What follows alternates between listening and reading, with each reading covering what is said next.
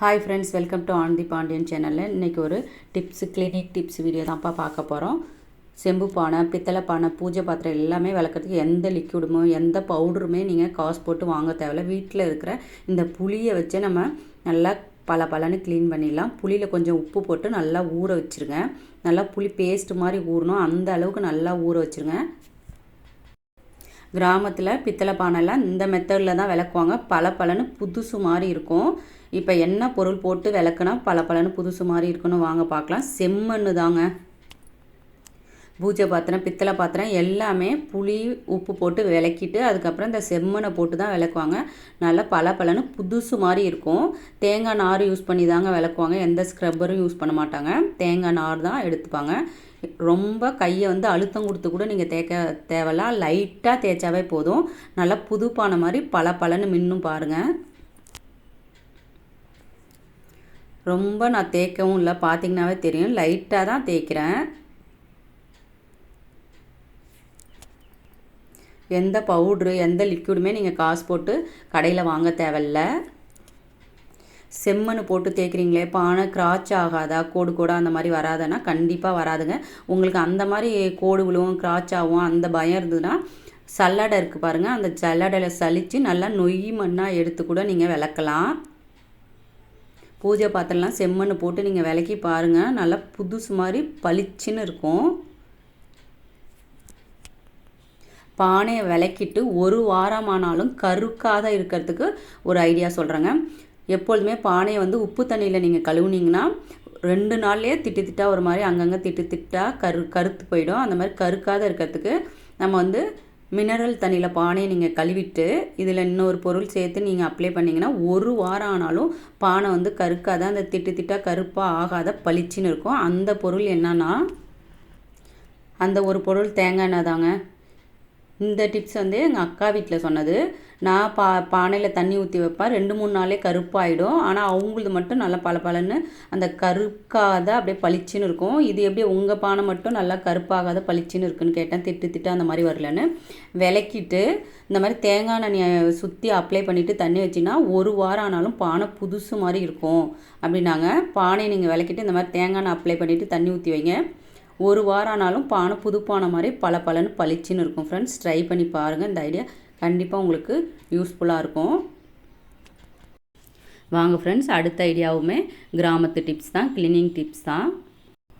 எங்கள் ஊரில் எல்லாமே இந்த ஐடியாவை தான் ஃபாலோ பண்ணுவாங்க. இந்த புளிச்சக்கீரை வேக வச்ச தண்ணியை கீழே ஊற்றாத இட்லி பானையில் நைட்டே ஊற்றி வச்சுருவாங்க. இட்லி பானையில் சுண்ணாம்பு தண்ணியாக இருந்தால் அடியில் கரை மாதிரி பிடிச்சிடும். அடிக்கடி நம்ம இட்லி ஊற்றுறதுனால அந்த கரை லைட்டாக இருக்கிற மாதிரி இருக்கும். அதில் நீங்கள் புளிச்சக்கீரை தண்ணியை ஊற்றி நீங்கள் ஊற வச்சுட்டு அடுத்த நாள் விளக்குனிங்கன்னா பலன்னு இருக்கும்.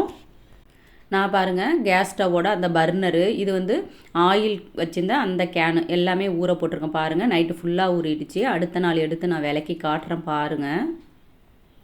மோஸ்ட்லி கிராமத்தில் புளிச்சக்கீரை தண்ணியை இட்லி பானையில் தான் ஊற்றி வைப்பாங்க. அந்த கீழே இருக்கிற சுண்ணாம்பு கரெல்லாம் போகிறதுக்காக. பாருங்கள், இந்த பர்னர் இப்போ நான் லைட்டாக தேய்ச்சி காட்டுறேன் பாருங்கள். விளக்கும் போதே தெரியுது பாருங்கள் கீழே எவ்வளோ அழுக்குப்படுதுன்னு. நல்லா விளக்கிட்டு காட்டுறேன் பாருங்கள். நல்லா பலன்னு புதுசு மாதிரி இருக்கும். புளிச்சக்கீரை தண்ணியை இன்னமே வேக வச்சுட்டு கீழே ஊற்றாதங்க. உங்கள் இட்லி பானையில் ஊற்றி வச்சிங்கன்னா அந்த சுண்ணாம்பு கரையெல்லாம் போயிடும். ஆயில் கேனெல்லாம் நீங்கள் ஊற வச்சிங்கன்னா ஆயிலெலாம் நல்லா போயிட்டு விளக்கும் போது நல்லா புது பாத்திரம் மாதிரி பளிச்சின்னு இருக்கும். நான் இப்போ க்ளீன் பண்ணிவிட்டு உங்களுக்கு காட்டுறேன் பாருங்கள். எப்பொழுதுமே நீங்கள் பூஜை ஜாமான்லாம் விளக்கும் போது ஒரு 15 நாளைக்கு ஒன்ஸ் தான் நான் விளக்குவேன். அவ்வளோ சீக்கிரமாக கருப்பாகாத இருக்கிறதுக்கு ஒரு ஐடியா இருக்குங்க. மழை பெய்யும் போது மழை தண்ணி நீங்கள் பிடிச்சி ஒரு கேனில் ஸ்டோர் பண்ணி வச்சிட்டிங்கன்னா இந்த பித்தளை பாத்திரம், சாமி பூஜை பாத்திரம்லாம் நீங்கள் விளக்கும் போது விளக்கிட்டு அந்த மழை தண்ணியில் நீங்கள் கழுவுனீங்கன்னா 15 நாள் ஆனாலும் கருக்கவே கருக்காதீங்க. நீங்கள் வாரம் பூஜை பொருள் விளக்கணுன்னு அவசியமே இல்லை.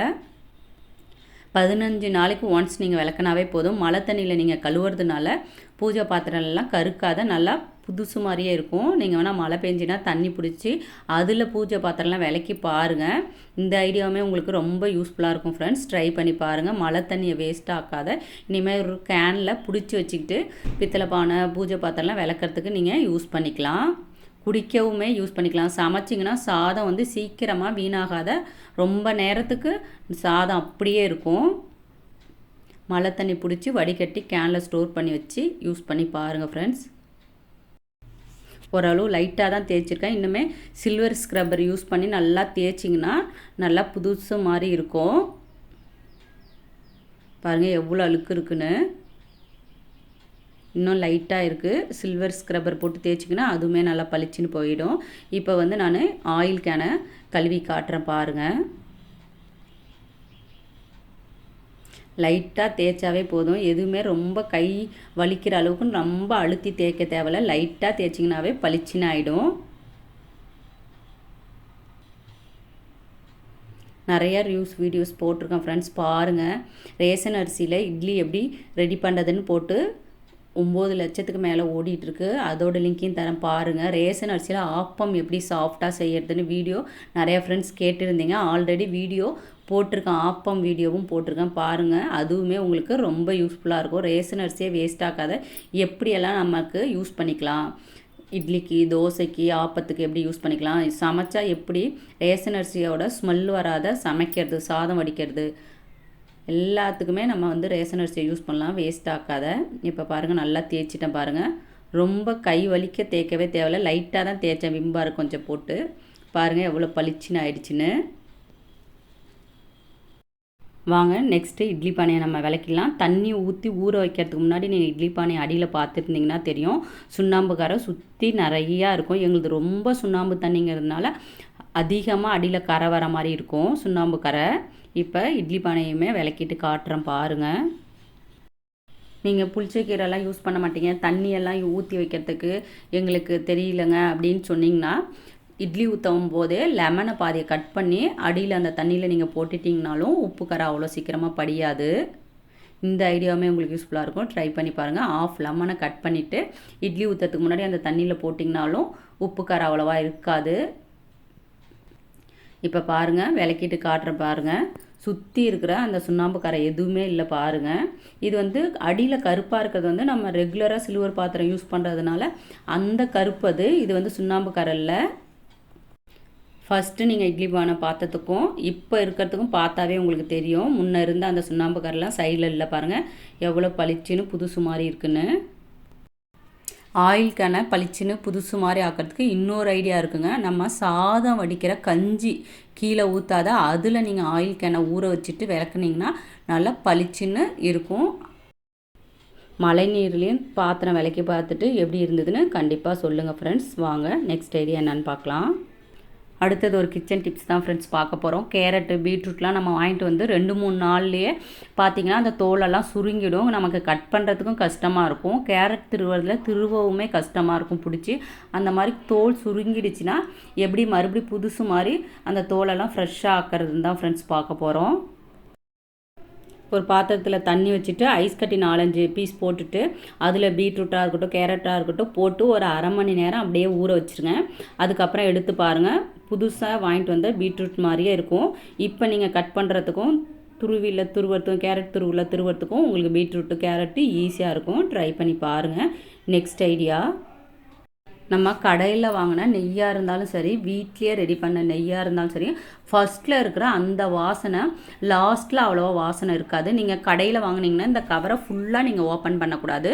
நான் வந்து ஒரு ஸ்பூன் அளவுக்கு தான் ஓப்பன் பண்ணுவேன். இந்த டைம் எங்கள் பாப்பா ஓப்பன் பண்ணதுனால பாதி அளவு அந்த பேப்பரை கிழிச்சிட்டா, ஃபுல்லாக நம்ம ரிமூவ் பண்ணக்கூடாது. சின்ன ஹோலாக போட்டு அதுலேருந்து நெய் எடுத்து நீங்கள் யூஸ் பண்ணிட்டு இருந்தாலும் வாசனை போகாது. ஒரு பீஸ் இந்த மாதிரி வெல்லம் போட்டு நீங்கள் மூடி வச்சாலும் ஃபஸ்ட்டில் வந்து அந்த நெய் வாசனை மாதிரியே லாஸ்ட்டு வரைக்கும் வரும். ட்ரை பண்ணி பாருங்கள். நெக்ஸ்ட் ஐடியா வாங்க ஃப்ரெண்ட்ஸ் என்னென்னு பார்க்கலாம். எப்பொழுதுமே சர்க்கரையில் எறும்பு வராத இருக்க எல்லாமே 4-5 கிராம்பு போட்டு தான் வைப்போம். சர்க்கரையை எப்பொழுதுமே நல்லா டைட்டாக மூடி இருக்கிற கண்டெய்னரில் தான் எல்லாம் போட்டு வைப்பான். பாட்டிலில் போட்டு வைப்பான், கண்ணாடி பாட்டிலில், இல்லைன்னா பிளாஸ்டிக் டப்பாலே மூடி நல்லா சுற்று மூடியாக வர மாதிரி டைட்டாக மூடுற மாதிரி போட்டு வைப்போம். ஆனால் நான் வந்து சில்வர் டப்பாயில் தான் சர்க்கரை போட்டு வச்சுருக்கேன். எப்பொழுதுமே மூடி வந்து லைட்டாக லூஸாக இருக்கிற மாதிரி இருக்குது. எப்படியோ எறும்பு போயிடும். இந்த மாதிரி எறும்பு வராத இருக்கிறதுக்கு மூடியில் இந்த மாதிரி டிஷ்யூ பேப்பரை மூடியில் உள் சைடாக அப்ளை பண்ணிவிட்டு எக்ஸ்ட்ரா இருக்கிற பேப்பர்லாம் கட் பண்ணிவிடுங்க. இந்த மாதிரி வைக்கும்போது மூடி வந்து நல்லா டைட்டாக இருக்கும்.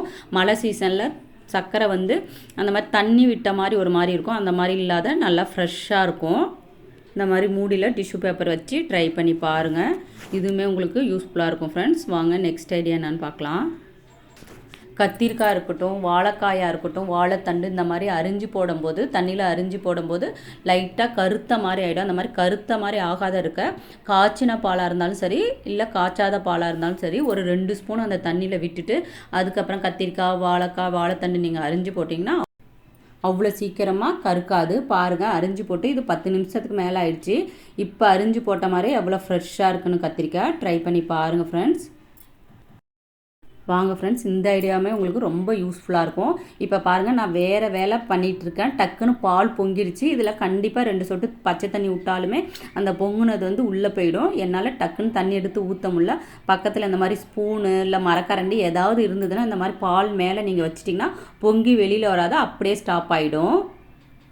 எமர்ஜென்சியாக நம்ம வேலை செஞ்சுட்டு இருக்கும்போது டக்குன்னு பால் பொங்கிடும். பக்கத்தில் இருக்கிற கரண்டி, மரக்கரண்டி எதுவாக இருந்தாலும் சரி, இது மாதிரி மேலே வச்சிட்டிங்கன்னா அவ்வளோ சீக்கிரம் பொங்காது.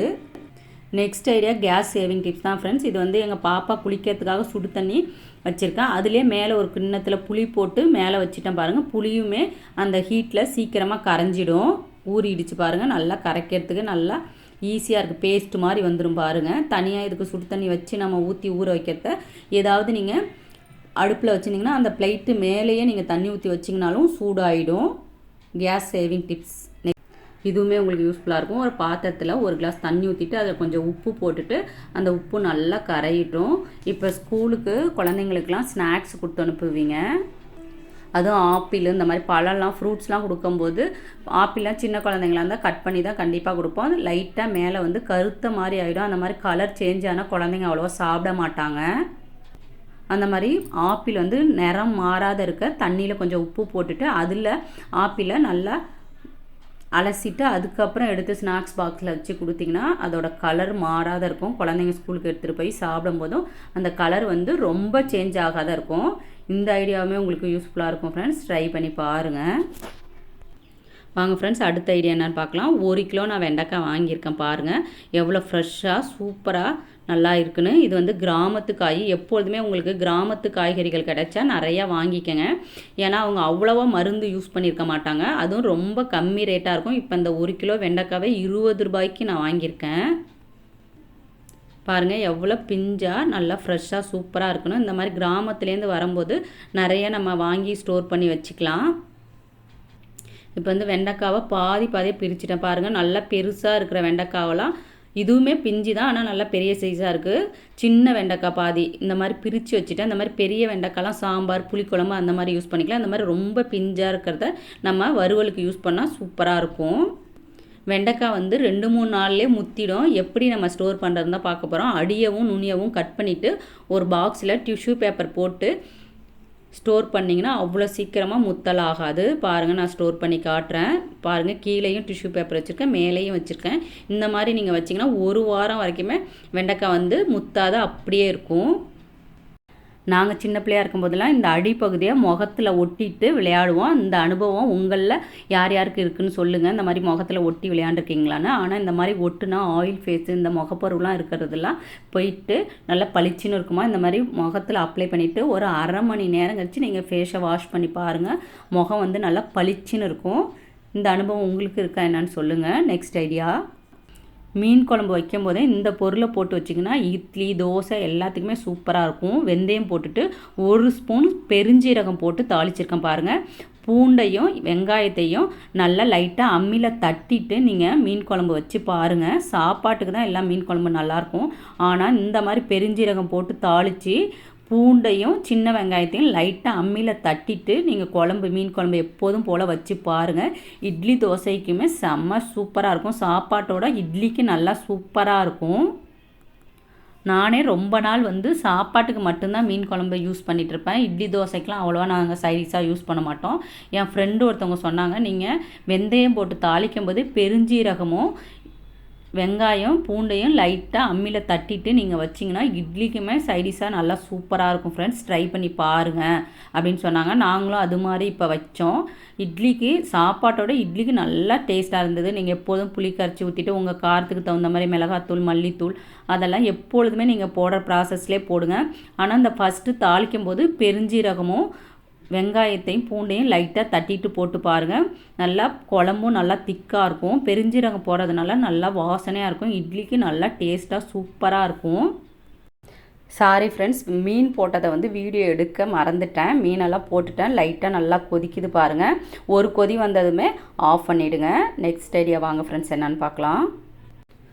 லாஸ்ட்டு டிப்ஸ் ஃப்ரெண்ட்ஸ், ஸ்கிப் பண்ணாத பாருங்கள். கோழி மீன்லாம் வாங்கும்போது லைட்டாக பேட் ஸ்மெல் வர மாதிரி இருக்கும். அந்த மாதிரி பேட் ஸ்மெல் வராத இருக்க மஞ்சத்தூள், கல்லுப்பு, லெமன் பிழிஞ்சுட்டு அப்ளை பண்ணி ஒரு 10 நிமிஷம் ஊற வச்சுட்டு தேய்ச்சி கழுவிட்டு அதுக்கப்புறம் நீங்கள் சமைச்சு பாருங்கள். எந்த ஸ்மெல்லுமே வராது.